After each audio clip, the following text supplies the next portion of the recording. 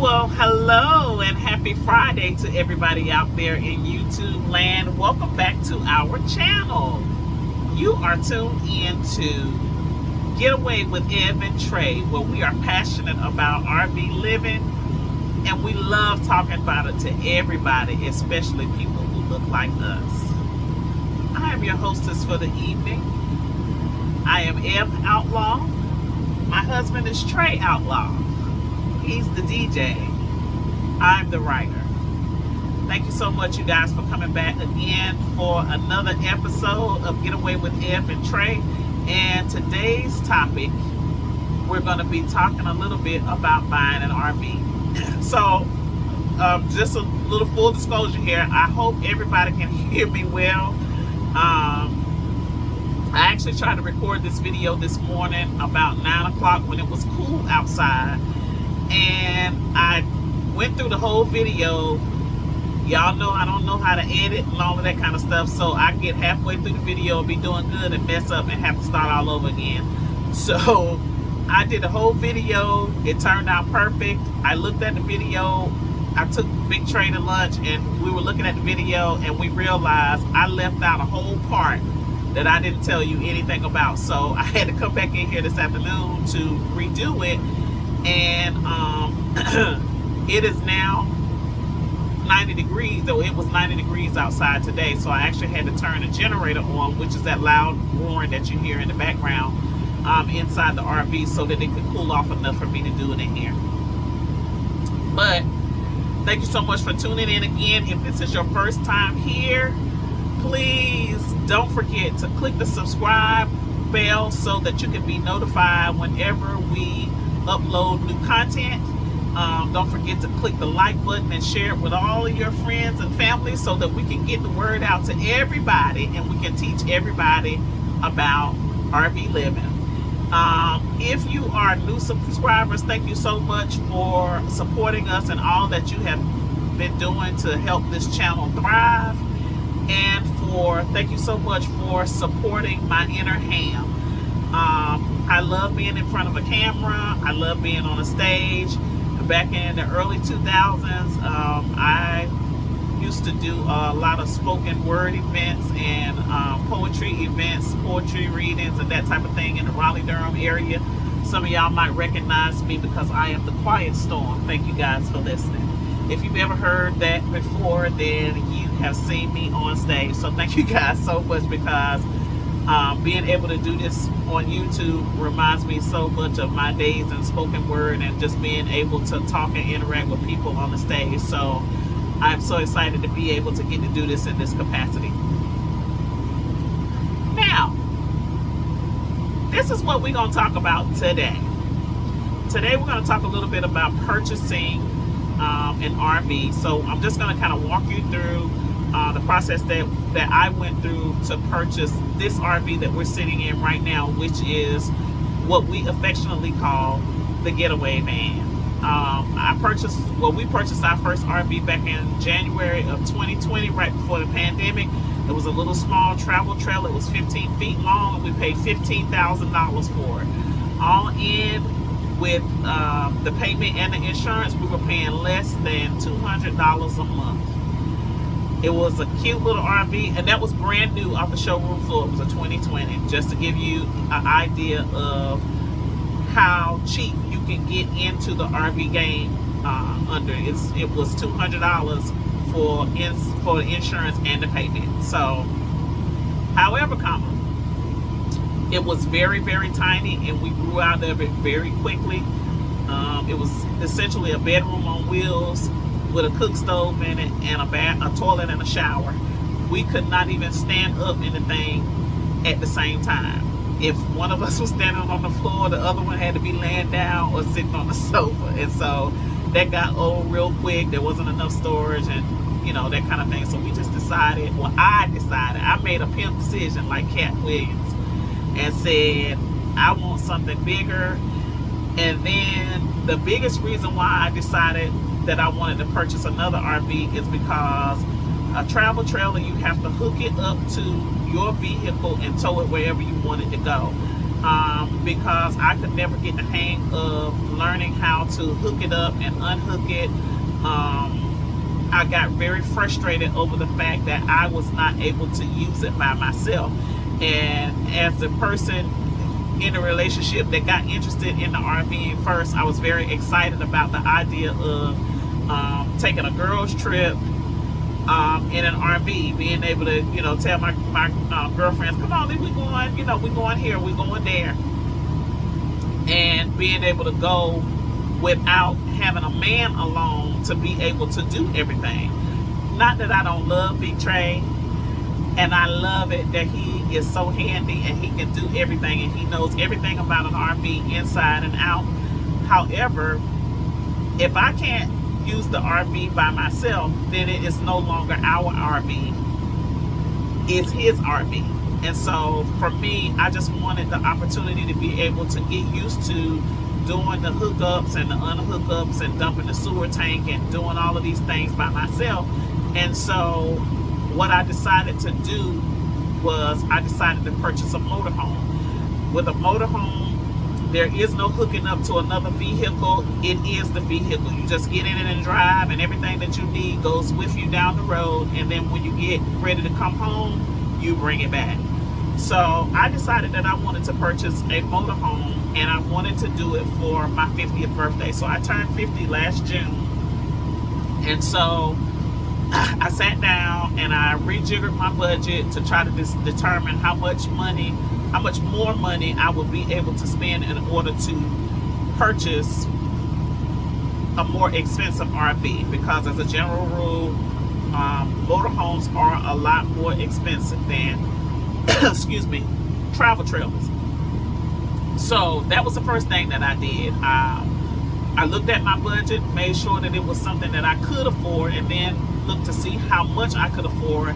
And then I reached out to the bank. I reached out to USAA. I had a relationship with them, and I did the application with them, and they pre-qualified me for a certain amount, which was the amount that I specified, which was in my budget that I could handle. So just to give you a little bit about financing for RVs, financing an RV is a lot different than financing a vehicle. A lot of people think that, if you go out and purchase an RV, you got 3 to 5 years to pay for it like a car. That is not the case. RV financing is more like a home financing. You can finance an RV for 10 years, you can finance it for 15 years, you can finance, some people will even allow you to finance them for more than 20 years. Excuse me, I got a little tickle in my throat. So don't be intimidated by feeling like you got to pay, all of this money in 5 to 7 years, because you have a lot longer payment options when it comes to financing an RV. So also, as far as the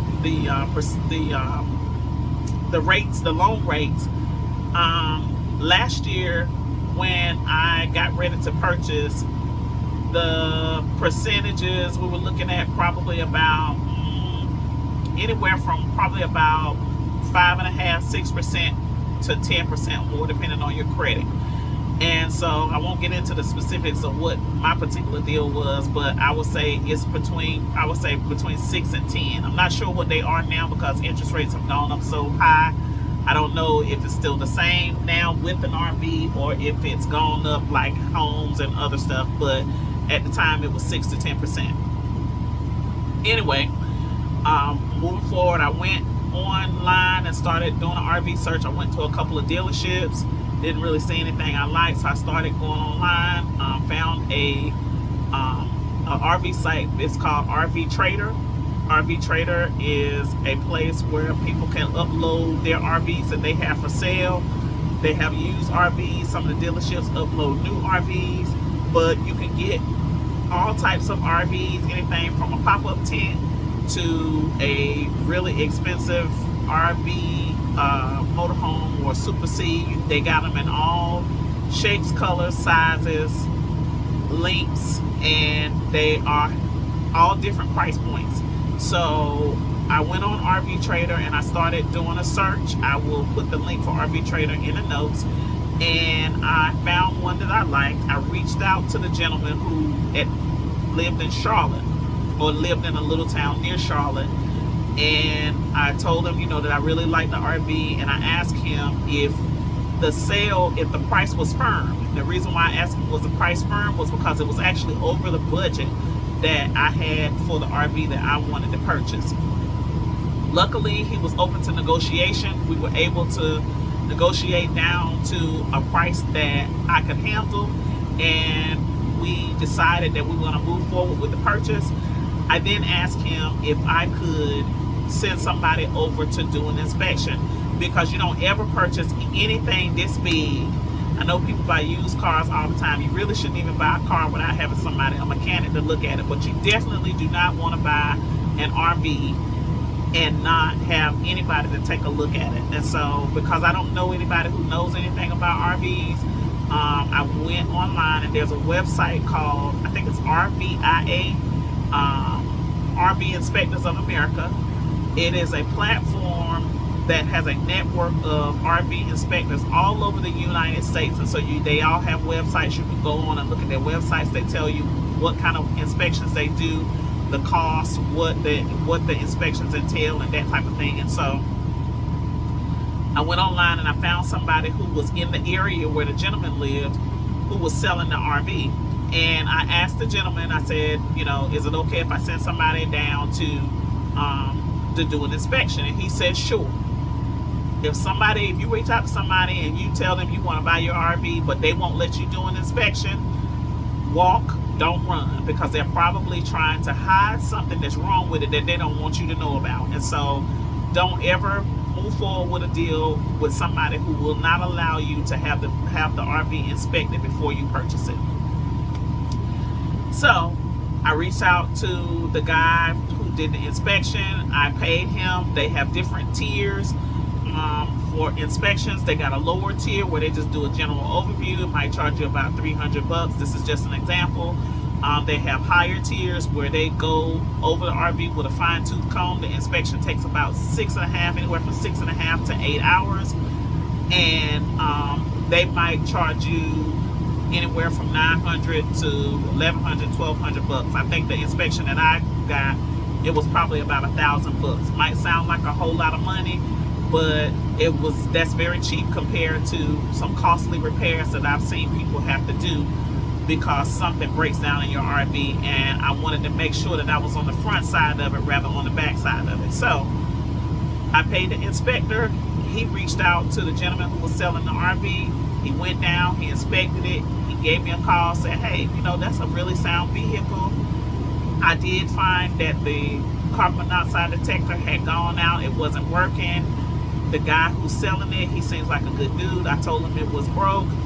We went over to the parts store, we got a new one. He had me put it on there, so if you decide to go head on with the sale, you even got a new carbon monoxide detector. So I thought, cool, that's really good.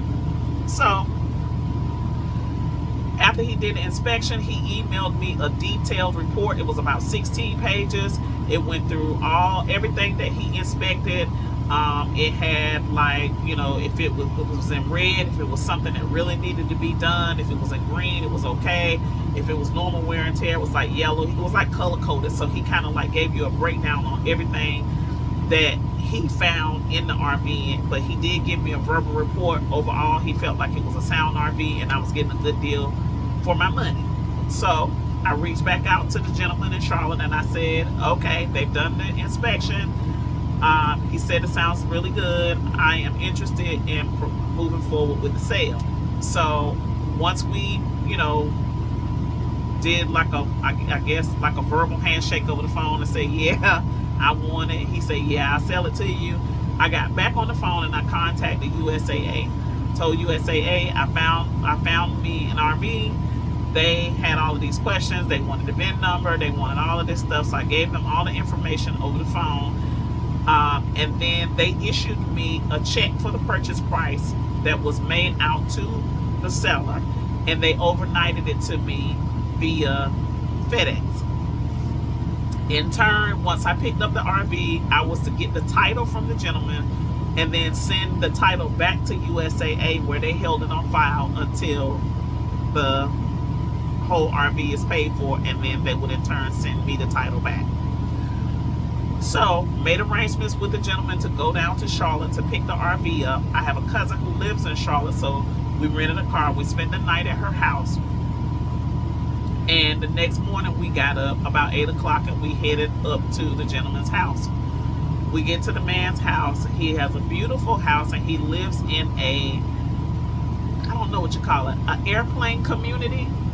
So Trey and I are out and we're looking at the RV in person for the first time, and so we're going over everything and he's showing us, different things on the RV, and he's showing Trey how certain things work, and he's giving us, all of this different stuff, and he's going to get, things that he has that goes with the RV. And as we're standing out in the backyard talking, this man comes taxiing down through the backyard in a plane, like a real plane, not a commercial airline or nothing like that, but like a plane, like a airplane.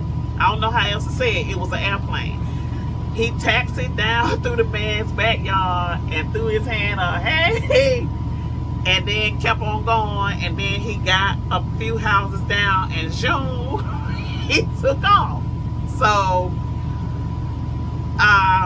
for those of you who don't know, I don't have that kind of money yet, so I wasn't familiar, but apparently just like they have golf course communities where people live on golf courses, they also have airplane communities where people fly the airplanes. There were actually some of his neighbors that had airplane hangars that had planes in the yard, and when they got ready to go fly, they would just, take their plane out. Who knew?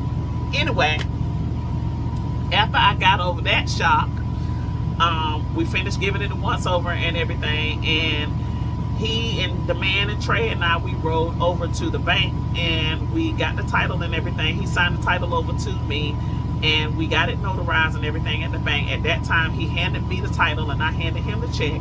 He took it to the cashier and hurried up and deposited those funds into his account, which I can't blame him. And then we went over to the DMV. Once we got to the DMV, I needed to call my insurance company to get them to email me a copy of the insurance declaration to prove to the DMV that I had insurance on the vehicle so that I could get it registered to take it away. Now, every state is different, but in the state of North Carolina, they will give you, as long as you can provide proof of insurance, they will give you like a 10-day registration or something like that. So they gave me a 10-day registration and a plate, a temporary plate to go on the back of the Getaway van so that we could get it back home. So once we went through all of that, we came back to his house. He gave us, like a little final walkthrough and, told us some stuff about, the RV that we needed to know, whatever, to get going. And then he gave us the keys and we were on our way. Now, remember, we came over in a rental car. And so now we have to take the rental car back and drop it off. And we're going to drive back together in the RV so that we can both kind of, experience how it drives and see if we hear any noise or see what's going on with it or whatever. And so, Trey, I jumped in the car. Now, mind you, I wasn't thinking, I don't think either one of us was thinking at the time. What should have happened was I should have taken all of the stuff, because remember, we stayed at my cousin Brandy's house the night before. So we got a bag with clothes, we got the bag with all of the stuff, with all the manuals and all the information needed for the RV that the man gave us. I got my purse. We got the envelope that I got from FedEx that I gave him the check out of that now holds the title. Instead of me putting all of this stuff in the RV, because I know I was getting ready to take and drop the car off, I left all the stuff in the car without thinking. Let me tell you why that was not good. So we get to the airport where we have to drop the car off. Well, as everybody knows, most rental car places, you have to drop the cars off in the parking garage. Well, we are now driving a huge RV that will not go in the parking garage. So Trey has to make a couple of laps around the airport while I drop the car off. So me, no problem. But me, without thinking, when I dropped the car off, I suddenly realized that now I got all this stuff. I got the bag, the overnight bag. I got my overnight bag. I got his overnight bag. I got my purse. I got the bag the man gave us with all the stuff for the RV in it. And I got the envelope that now has the title in it. So now I got to get out of the car and schlep all of this stuff, all these bags, to a place that's not inside of the parking garage, because Trey can't drive the RV into the parking garage, and find Trey and get to a place where I can tell him to go, because I don't know anything about that airport. I got to drag all this stuff and then get somewhere where he can find me. Well, needless to say, this ended up being like a 30-45 minute process. By the time I could actually tell him where he was at, I'm sweating because I'm dragging all this crap. And I got all of this stuff. So by the time we found each other, I was so frustrated and I was so tired from lugging all of that stuff. I just threw all the stuff in the bag, and then we jump in the RV and we drive away. We make it back home. The RV drives fine. It's beautiful. It's running well. Everything is good. We feeling good about the purchase. We get home the next day, or maybe a couple of days later, I think to myself, I need to get this title and take it and put it in the mail so that I can send it to USAA, because they say I need to send the title back within 10 days. So I go looking for the title. Guess what? I can't find the title nowhere. I looked in my purse. I looked in the overnight bags, both of them. I looked in the bag and all the stuff that the man gave me, and I could not find that doggone title. So I'm thinking to myself, shoot, I must have left the doggone title in the rental car. So I get on the phone and I call Enterprise and say, hey, did you find a FedEx envelope, in this car? We were in such and such vehicle. And they give us a call back and say, no ma'am, we can't find it. We're going to put you on this list, and if we find it, we'll shoot you an email, blah, blah, blah. Well, in the meantime, not only do I need that title so that I can send it to USAA, I need the doggone title so that I can register the vehicle to put tags on it up here, because I got temporary plates from North Carolina on it down there. And because I don't have the title, I can't register the vehicle. So I had to get on the phone and call this man that I just bought this RV from, shamefaced, to tell him that the title that he kept up with so well, I had managed to lose it in one day. And I was kind of scared because, once the deal is done, people don't want to deal with you no more. They don't care. If you ain't got the title, that's kind of your problem. It ain't their problem. And so I was kind of worried that he was going to give me a hard time, and he wasn't going to want to order a new title. But he was very nice about it. He actually, he went on the DMV website and he ordered a duplicate title. He got back to me. He sent me the confirmation and everything. Really, really, really nice man. Shout out to Dave. But I still can't register the vehicle until I get the title. We went and picked the RV up April the 17th. I started looking for one early because I wanted to have it by my 50th birthday.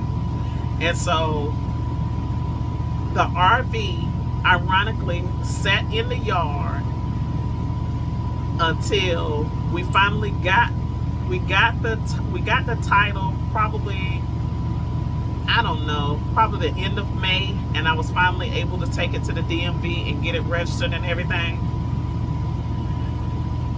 What about, y'all, my birthday is June the 3rd. What about June the 3rd, I go to the mailbox and open up the mailbox, and the original title that I lost in the rental car showed up. They found it, and then they mailed it to us and sent me a nice little note and said, hey, we found this. We thought you might need it. But by this point, I had already received the duplicate title about 2 weeks ago, so I was able to go ahead on and register it. And so I got the original title on my birthday, but I was able to get it registered and everything, and be able to take it out by my birthday. And so my birthday gift to myself was the RV, and I was able to drive it. I can't remember if we actually went anywhere for my birthday or not. I don't know. We did something. I don't know. But the point was, the RV was in the driveway and ready to roll out for my 50th birthday. So, what have we learned from this video? One, have a budget.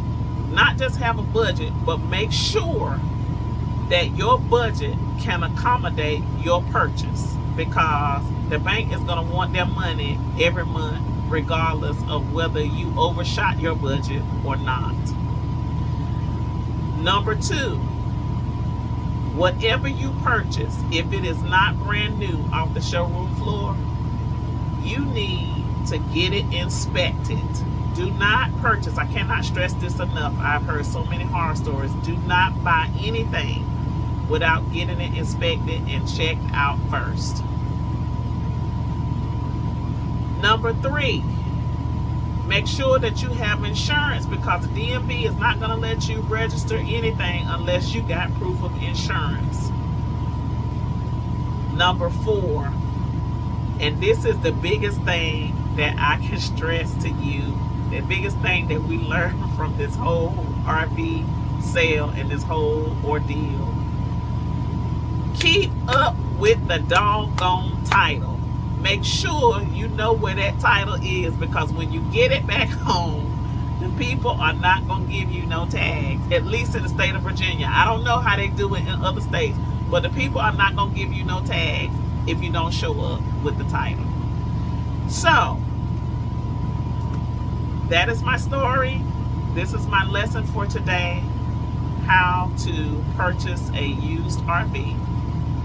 I hope you have learned something from our experience today. I hope you have enjoyed this video.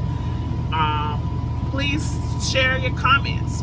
What do you think? What have been your experience with purchasing an RV? Have you purchased one before? What questions do you have about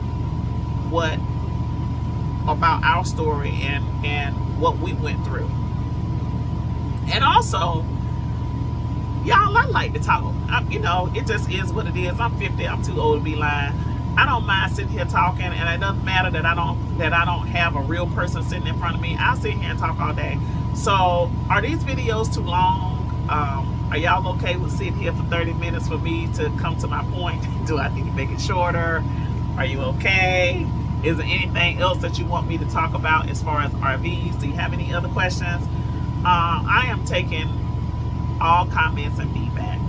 I just want to be able to bring you the best content possible. So, once again, thank you so much for watching this video. We hope that that you were able to learn something, and that you were entertained, and that you were inspired. And we hope you'll come back next week when we have a brand new topic. Once again, don't forget to click the notification bell so that you can receive updates whenever we upload new content. Please click the like button if you like what you saw and you like what you heard today. And do not forget to share this with everybody you know. Once again, I am F Outlaw, and this has been Getaway with the Outlaws. Cheers to the weekend, and we will be back to you again next Friday.